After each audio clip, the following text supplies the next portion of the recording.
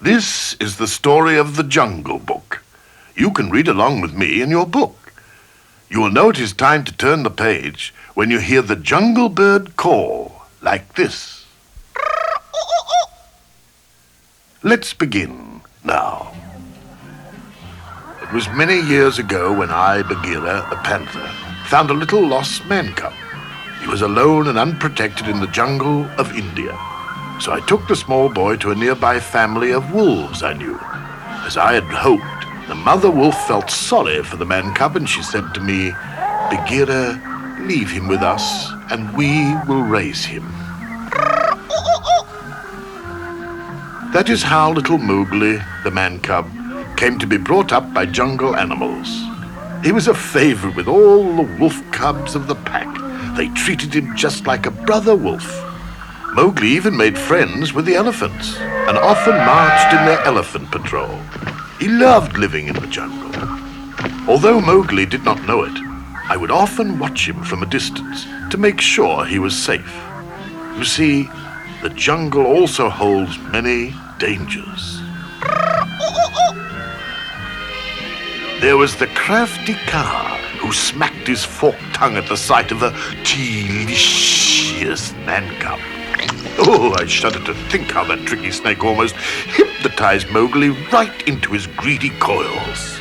Luckily, Mowgli called for help, and I arrived in time to save him. But Mowgli's real enemy was the fierce tiger, Shere Khan. Shere Khan hated all men and had sworn to kill the man cub. The tiger did not want to take a chance that the boy would grow up and become another hunter with a gun. It was then that I spoke with Rama, Mowgli's wolf father. "I'm sorry, Rama, but even the whole wolf pack could not protect Mowgli from Shere Khan. Everyone is in danger as long as the man cub remains here."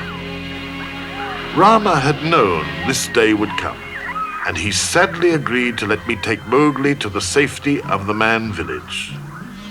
The problem now was convincing Mowgli.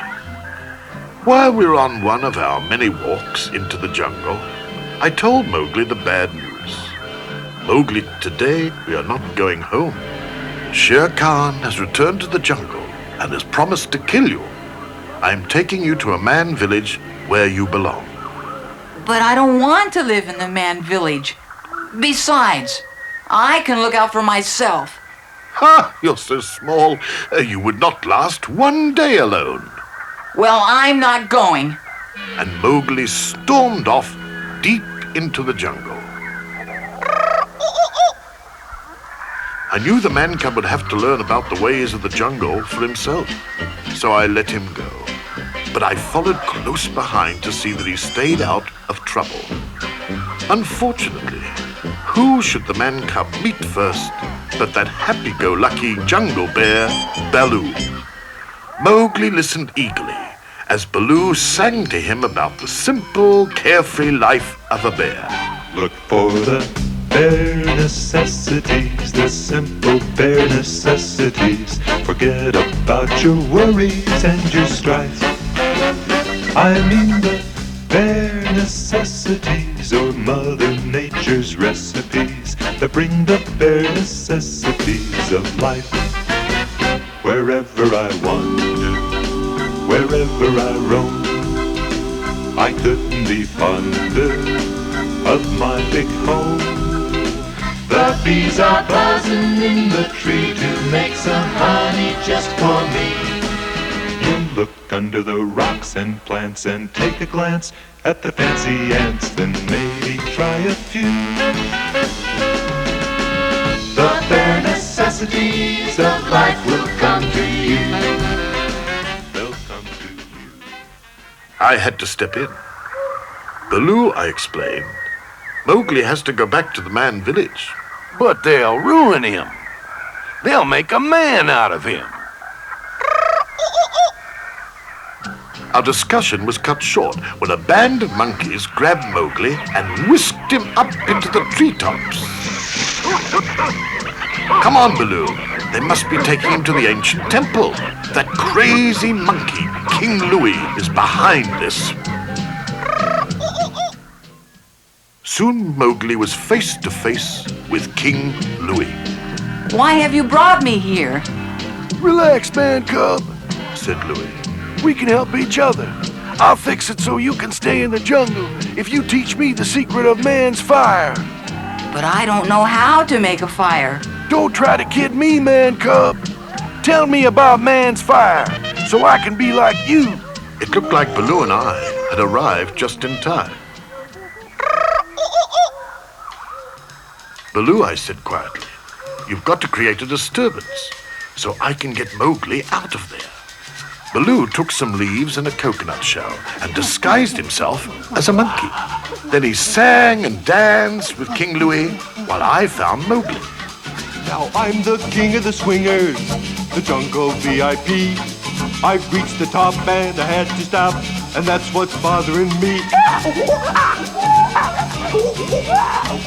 I wanna be a man cub, and stroll right into town, and be just like the other men. I'm tired of monkeying round. Oh, I wanna be like you. I wanna walk like you, talk like you too. You'll see it's true, and act like me, and learn to be human too. But the disguise didn't fool Louie for long. It's Baloo. Get that bear. In the wild chase that followed, Baloo bumped into a shaky old stone pillar, and the ancient temple walls came crashing down around the monkeys. That gave us a chance to escape. Now Baloo agreed with me that Mowgli must go back to the man village, but Mowgli still couldn't understand. But Baloo, I want to stay here and be like you. You said we were partners, but you're just like old Bagheera. Neither of you likes me. Now hold on, little britches, Said Baloo. Bagheera and I are only trying to do what's best for you. You're a human, and you belong with other humans. Mowgli shook his head, turned and sadly walked away. This was just the opportunity Shere Khan had been waiting for. The tiger, who must have been following us for some time, saw the man cub alone and leaped out at Mowgli. But the mighty Shere Khan fell with a thud a few inches away from the boy. Baloo had grabbed Shere Khan's tail at the last moment. Run, Mowgli! Shouted Baloo. Shere Khan roared fiercely and lashed about, trying to get at Baloo. As long as the bear hung on tightly to Shere Khan's tail, he was safe from the tiger's razor-sharp teeth. Then Shere Khan cracked his big tail like a mighty whip and whirled Baloo to the ground. Suddenly, a storm came up. A lightning bolt flashed to earth and set a nearby tree afire. Mowgli saw a way to save Baloo. But one thing Shere Khan feared was fire. Mowgli took a burning branch in his hand and ran toward the tiger. The fire frightened Shere Khan so much that he ran off like a scared kitten. Baloo sighed in relief. Nice work, Mowgli. We'll never see him around these parts again. Mowgli was still convinced that he would never leave the jungle for any reason. But just then, he saw something he had never seen before. It was a girl. She was getting water at a pool just outside the man village. Mowgli was enchanted. He had never seen another human before. I want to get a closer look. Mowgli crept closer to the girl until she could see him too. She dropped her water jug, and Mowgli stepped in to help her carry it back to her village. I was pleased with the way things had turned out. Ah, it had to happen, Baloo. Mowgli is where he belongs now. Yeah, I guess you're right. Well, come on, Baggy Buddy. Let's get back to where we belong. And home we went.